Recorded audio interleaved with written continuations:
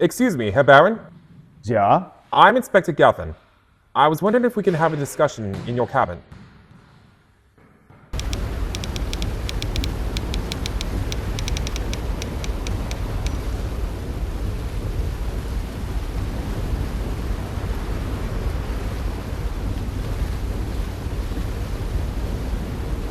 I assumes you know my wife? An honor, Frau Baroness. I do appreciate you taking the time out of your lovely Saturday to meet with me. It is an honor to be called upon. We have not made many acquaintances aboard this ship. I'm sorry to hear. And I'm even more sorry that I have to say that this is not entirely a social call. It is a very delicate matter and must be treated with confidentiality. Oh, of course. Anything we can do to help. I appreciate it so much. Well, I'm afraid I must be blunt right away. A passenger has died. Gott im Himmel! Are you familiar with the gentleman Caleb Tolliver? Yeah, I tried to do business with him, but he refused. When did you and your lovely wife board? At Cherbourg, we took trains from Berlin. The ship was late in arriving. Yes, near a miss in Southampton Docks. But anyway, if you'll be so kind as to describe your movements last night between 11 p.m. and 1 in the morning last night. Are we being accused? Not necessarily. It's just Tolliver asked me to look after him, and he mentioned your husband's name in his list of people that he grew wary of. I can understand that, but to answer your question, Herr Gethin, my wife and I were playing bridge with the Strausses in the lounge up until closing time. We all walked together to our cabins since they were not too far apart from each other. Neither of us were able to sleep once we settled down in our cabin, so we ordered some tea to help settle the nerves. Nerves? I doubt its relevance, sir. But I have endured, as the French say, the mal de mer. Ah, but then why? It was a shot in the dark, Herr Gethin. We heard many good things about the Titanic, so we thought perhaps this voyage would be different compared to the smaller vessels. I see. And why the trip to America, if I may ask? The seasickness prevented us from traveling beyond Europe. When we heard this ship was more stable than the others, we took our chance. Well, I'm glad things are going well for the two of you. Now, to get back to the matter at hand, what sort of business were you trying to reach with the deceased? Well, I don't know how much I can divulge. International matters and all. Sir, with all due respect, if it involves murder, it could lead to international scandal. And we certainly don't want that now, do we?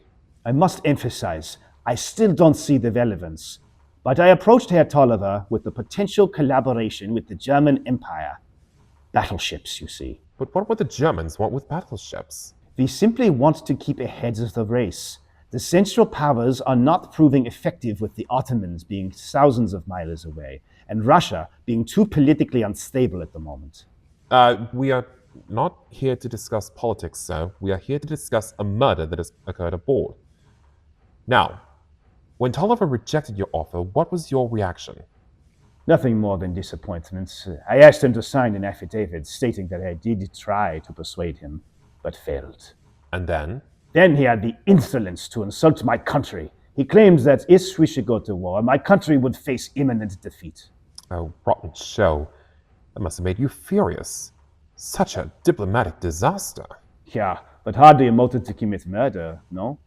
No, but as for opportunity, begging your pardon, Frau Baroness, but I'm afraid that an alibi given by a devoted wife will not pass as sufficient evidence. We would need a third party.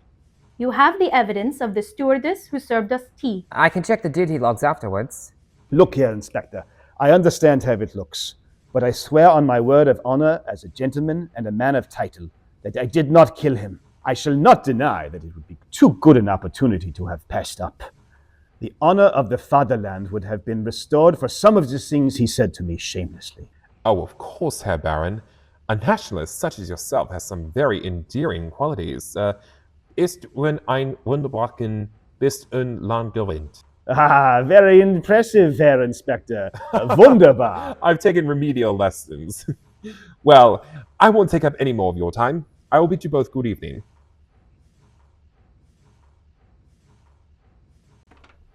All right, now you go and check those logs like you said. When you're finished, meet with me out on the well deck towards the bow. We've got 2 more suspects to question.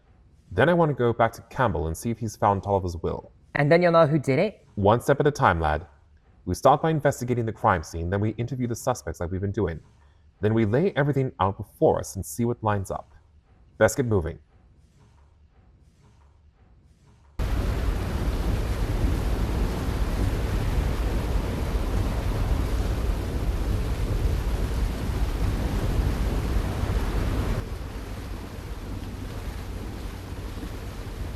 I did as you asked. And? Well, first of all, Miss Marston of E89. She confirms that Miss Corbin did not leave her room. As for the Baron and Baroness, no one's made any trips to C81 for tea that night. In fact, no one's reported to that cabin for anything at all. Except to make the beds. The von Gutenbergs never made any acquaintances because they kept at the cabin for the better part of the voyage. Interesting. Anyway, we can worry about that later. Good evening, sir. Mr. McGowan is down below, as instructed. In an open area? Yes, sir. We do have our regulations to consider. That's fine. Shall we, gentlemen?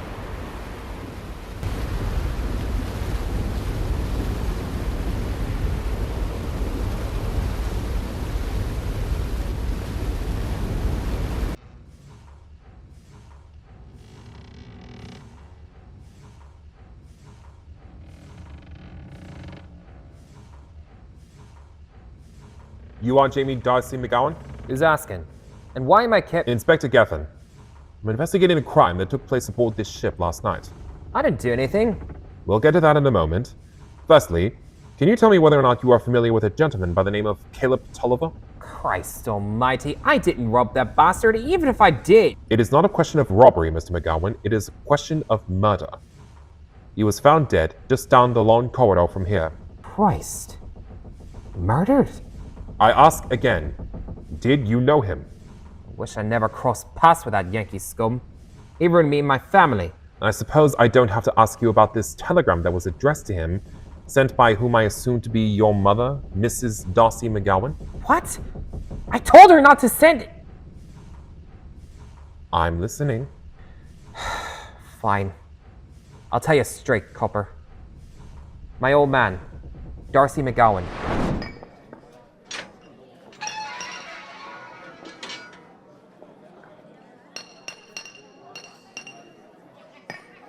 He couldn't find decent work in Donegal, so he went to Sheffield and worked as a foreman for Tolliver.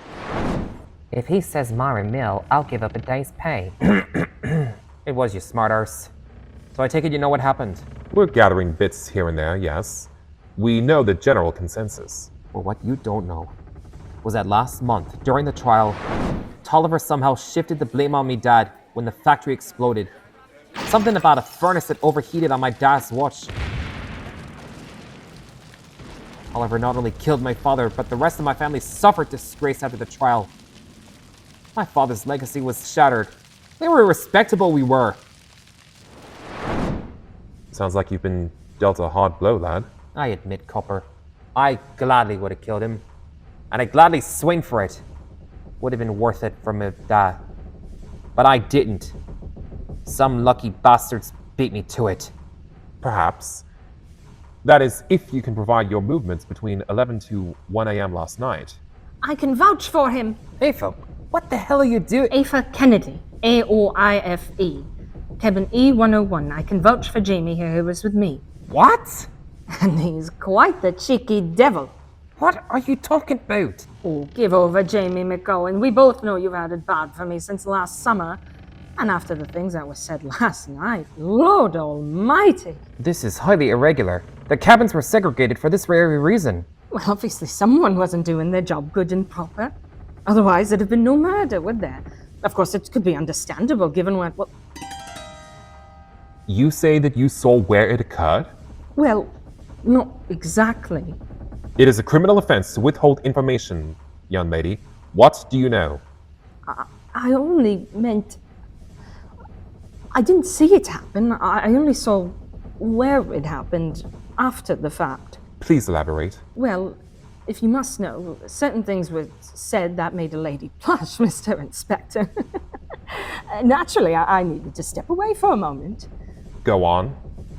Well, I was on E deck down the corridor and I heard a very peculiar sound.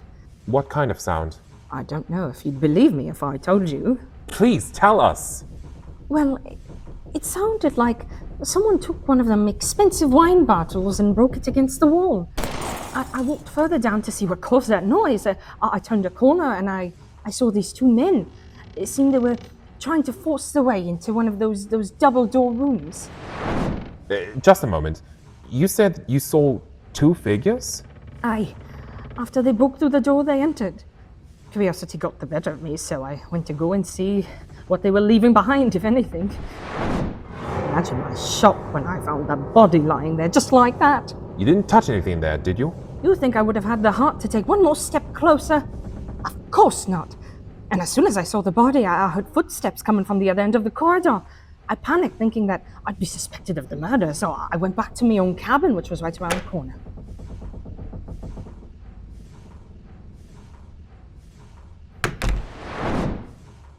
All right. Now I need you to think very carefully before you answer this next question. Aye. If you were to encounter these exact figures, could you identify them? I think I could, but then again, they kept their covers very well. Anyway, I had a feeling that the crew would have wanted this to be kept secret, so I didn't say anything. But when I saw Jamie here being questioned about the murder, I knew I had to come forward. It wouldn't have been fair to see Jamie here take the fall for someone else's crime, don't you think so? I agree. But rest assured, I intend to deal with the matter at hand. My point is, Mr. Inspector, is that I was facing the front side of this corridor when I saw their figures. Jamie was in the corridor behind me. It would have been impossible for Jamie to have been one of the ones that broke into this room without coming from behind. Was that the way of it? Yes, sir. Well, that seems to settle it. If I have any more questions, I'll call you.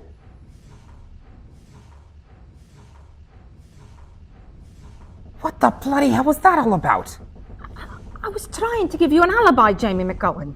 Sure, I appreciate that a ton, but do you have to make me look like some lustful beast? It was either that or I just sit idly by and watch you be arrested for murder. Ava. The testimony of someone in steerage ain't enough. You could tell by the way they were looking at you. But I also know that their opinions of us could work out in your favor. Let them believe we were misbehaving, expecting nothing else, and the suspicion against you would have been dropped. I don't understand. If you just let me handle... I didn't think it was smart, Jamie. The copper didn't believe you were innocent. But you do, right? Jesus. You think I did kill him? And you made up that story about seeing two men to save me arse. No, I'm sure it was those two men. Oh, it was horse shite from the start. You know I went to bed at that time. Why'd you make up all that shit, eh? Because I love you, you stupid jackanapes. Oh, you certainly have a queer way of showing it, you minx. You think you made it easy, you sack of shite? I don't see how you can make it any harder. Oh, you think I can't make it any harder?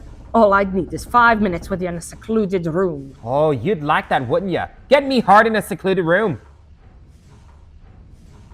Screw it.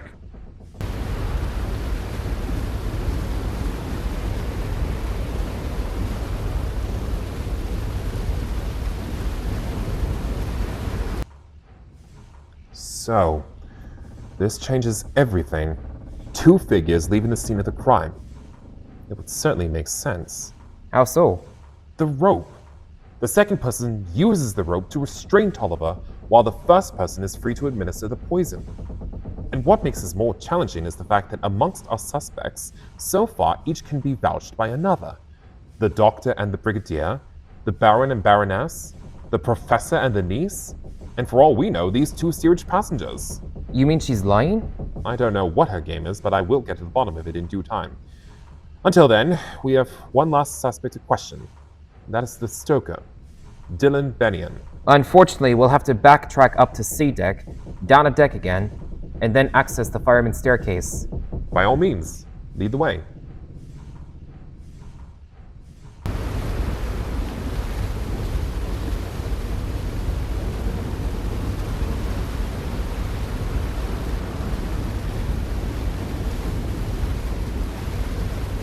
You should be coming off shift now, sir. Dylan Bennion! Yes, sir.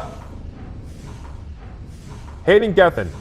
I'm a police inspector and I'm... Perhaps we should continue this discussion somewhere a little more discreet. Well, if you want discretion, there's a little area outside our wash place up on E deck. I doubt it's very active this time of night. I think this should suffice. Now, as I was saying, Mr. Bennion, I'm currently investigating a murder. Can you describe your movements between 11 last night and 1 a.m. this morning? My movements? Wait a minute. You think that I? I have reasons to suspect you, sir. Do you deny that you have sent this to Caleb Tolliver? How did you... Did he ever get it? Answer me smartly. Where were you between 11 and 1 in the morning? I was on duty. 8 to midnight. Not that I need to remind you lot, but it's frowned upon to leave your post in the middle of a shift and to go up and kill someone. Mind your tone, Bennion. You are speaking to an officer and a police detective. Sorry, sir. Anyway, when my relief came, I left, stopped outside of the well deck for a quick smoke break, came back down on the set of stairs for the dormitories. Richard Moores can vouch for me. And the nature of your letter? Well, if you've read it, you'll see it's pretty self-explanatory. The self-righteous bastard owed me big time for what he'd put me through. This letter was his final chance, and if he didn't pay up, I'd go to the papers with what I know. About what? You'd want to know that, wouldn't you? Answer the question, Bennion, or you'll be confined to your quarters the rest of the voyage and your pay will be forfeited. All right, I'll tell you plain. But remember this, if you're to judge me, just know that I tried to do right by the lot of you. And trying to do right by you cost me something fierce. We can discuss compensation another time. That is, if what you have to say holds merit. Oh, it holds merit, all right. Let's just say, after hearing what I have to say, you may want to commend whoever did him in, rather than reprimand him. Get on with it! All right. Blimey. I suppose you'll want to know how I came to know Tolliver. Judging from this letter referring to yourself as the chief engineer, I assume it had something to do with one of his mills? It wouldn't by any chance have to do with the Myron mill, would it? Ah, so you do know about it. Then I suppose you heard about the fire that burned it down then. We're piecing it together. Is there something you know that perhaps we don't? I can only tell you what I suspect. What I know ain't enough. I have a pretty good idea as to why the factory burned down, but I can't prove it. So you believe it was intentional, then? For the insurance money? What's that? He would have received financial compensation if he could prove that the fire was accidental. Ah, well, I can safely say it was certainly not an accident. But insurance had nothing to do with it. He needed to get rid of evidence. A lot of it. And what better and quicker way to do it than destroy the whole building? But how was Tolliver able to destroy the factory? You'd think he'd get his hands dirty. Of course not. He'd hired someone to torch the place. At least, that's what my mind registered last before I lost consciousness, after being beaten to a pulp. Ah yes, we interviewed a passenger who admitted he was forced to swear before a court of law that you were dead at the time of Tolliver's trial last month. Aye, that adds up. But what sort of evidence was he trying to get rid of, per se? What secrets did he contain? Certain questionable materials. As his chief engineer, I had information about the production reports inside the mill. As I understood it, he was working out some deal with the Navy. That checks with the Brigadier's statement. Tolliver suddenly began to look guilty of something. At first I didn't know what, until word got out that the Navy was gonna stop by and have a good proper inspection of the place. Wanting top-notch steel for their ships, they wanted to know what they were dealing with. And? Our factory's quality of steel was a number of things, Gov. Top-notch ain't one of them. What do you mean? Our steel we produced, as it turned out, had a high ductile brittle transition temperature. This makes the steel near unusable, especially in low temperatures. Good lord. Did Tolliver know this? Oh, he knew about it all right. In fact, he practically profited by it. Called it a cost-cutting measure. How did you respond? I told him flat out. Either you shell out the amount he was saving in lieu of the good quality costs, or I go straight to the papers and run him out of business. What happened next?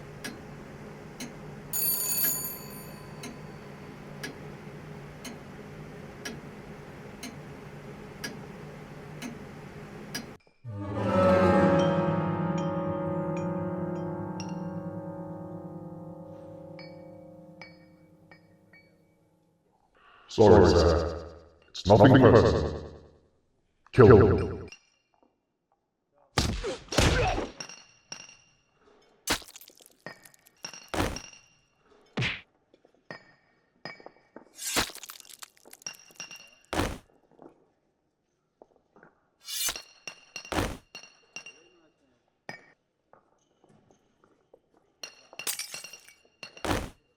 And while I was on the receiving end of a few blows to the face, I heard the sounds of broken glass, roaring fire, and a loud explosion.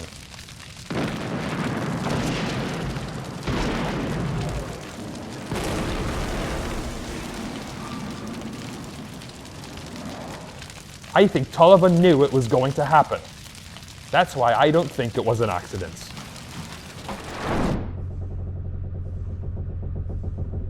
Yeah. Go ahead. Cheers.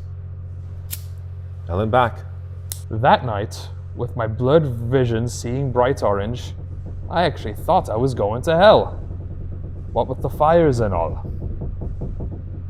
I used to be a supervisor looking after the very men that I've become one of now. And with no justice about it, I feel like maybe I am in hell. No offense, sir. And did you think sending that letter, that final chance for blackmail, would have served as justice? Or did you think his being dead would have been better? The letter was spur of the moment, more than anything. I didn't even know he was on board until 2 nights ago, when I was over at Scotland Road. Anyway, I heard some bloke from 3rd class talking about him. Said he'd give anything to choke the life out of him. Now it seems he has. What makes you say that he was strangled? Well, that's how he died, innit? Actually, no. He was struck on the back of the head by a shovel that we found just outside of one of the boiler rooms. Ah, I guess that incriminates me then, don't it? I would say that your letter does that more than anything. It could explain what he was doing down here on this deck where he was found dead. Again, outside of the boiler rooms. You sure? I didn't even see him when I came off my shift. Weren't you expecting him to? To have your demands met, I mean. Well, that's a fair cop. But like I said, it was spur of the moment. I slipped the note under the door to 1st class. Figured a steward or somebody would have picked it up and delivered it. But after yesterday, I realized I was just wasting my time. Even if my demands were to be met, he wouldn't have bothered to go himself. He'd send his bodyguard or someone to do his dirty work. Then he never had a bodyguard, only a secretary. Aren't they the same thing? They both do dirty work, one way or another. Perhaps. All the same, I think that concludes our discussion. I appreciate your candidness, Mr. Pennion. Sure.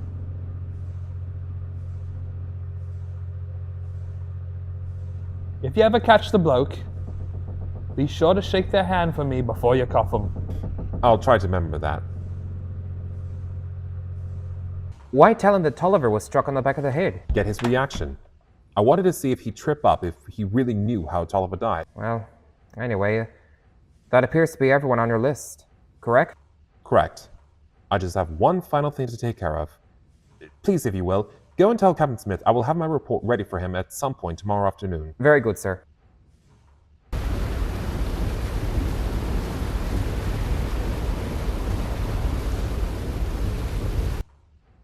This doesn't feel right. I'm his secretary, not his solicitor. We don't have time to search the ship for anyone who is. We don't have the luxury of reaching out to Tolliver's solicitor in America to have him come meet us at the dock. There'd be too much chaos of passengers itching to get off. I, Caleb Travis Tolliver III, resident in the city of Groton, County of New London, State of Connecticut, being of sound mind, not acting under duress or undue influence, and fully understanding the nature and extent of all my property and of this disposition thereof, do hereby make, publish, and declare this document to be my last will and testament. I direct that my executor pay my funeral expenses and any other death taxes imposed at the time of my death. I bequeath my estate in its entirety, currently valued at $750,000, to Jane Helene Corbin, currently of Bywater Street, London, England, as my niece and sole surviving member of this family. This inheritance is to be bestowed upon her upon proof of her legally recognized marriage. My company, Tolliver Steel Incorporated, I leave full ownership to my business partner, Wilson Bowbridge. To my secretary, Henry Campbell, I leave 1 year's salary in lieu of dismissal by my death. Signed, Caleb Travis Tolliver III, March 20th, 1912.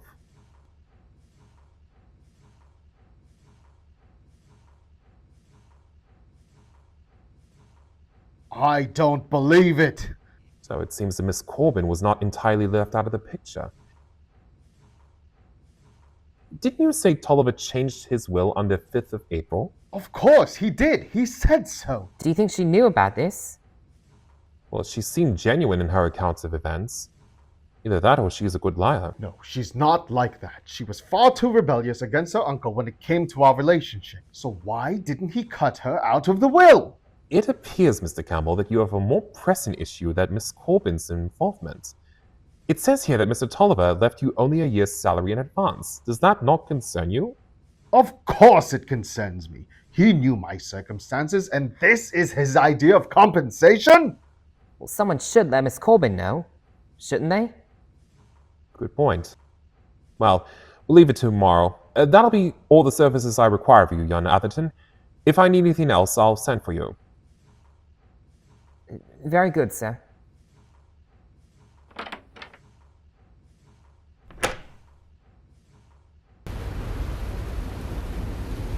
Ladies and gentlemen, you are now about to come into a WhoDunit Break. This will be a period in the series that is allotted for you to gather your notes and try to see if you can solve the crime. I leave it to our inspector, Hayden Gethin, to remind you of the facts.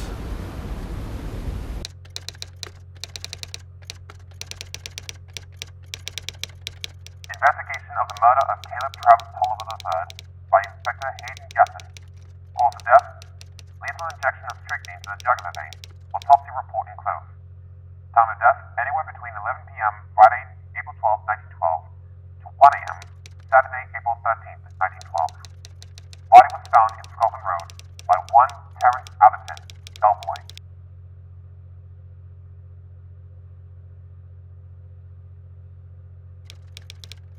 The following names have been listed as suspects.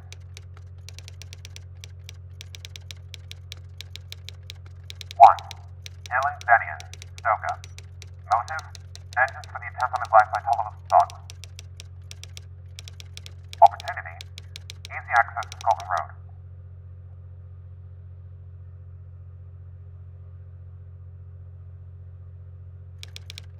Alibi provided by Richard Ford.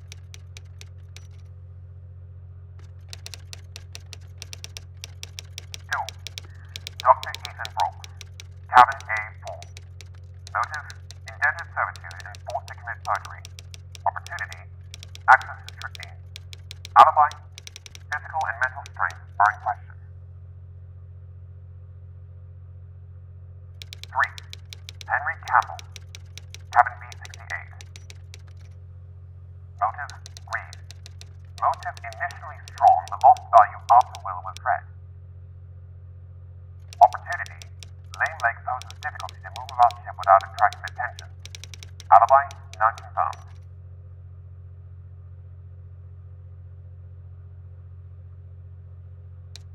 4. Professor Thomas Tilton, Cabin B72. Motive: revenge. Tolliver's abrupt end to alumni donations forced Chilton out of a job. Opportunity: knowledge of second-class entrance door being unlocked. Alibi: no previous knowledge of Tolliver's presence until after departure. 5. Miss Jane Corbin,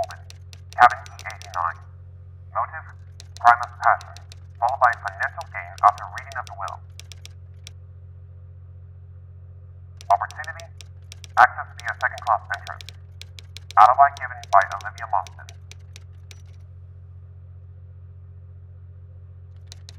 6. Lady Ernestina Galloway, cabin B63. Motive, abstract justice. Myron Mills trial verdict led to husband's death. Opportunity, entrance from first-class staircase. Alibi given by cabin stewardess Mary Sloan.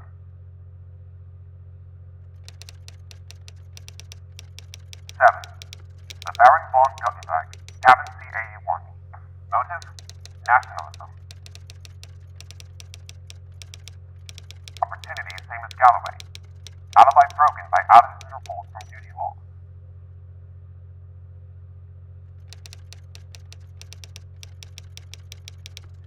8. Jamie McGowan. Motive, pride. Family ruined by Tolliver. Opportunity, ease of access to Scotland Road.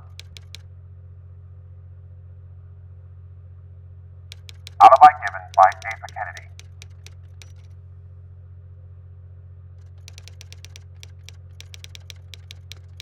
9. Brigadier General Charles McIntyre, cabin C65. Motive, business. Opportunity, same as Galloway. Alibi given by Dr. Brooks.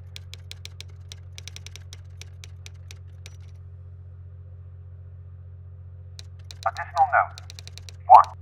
Why was Tolliver down below in an area for crew and steerage? 2.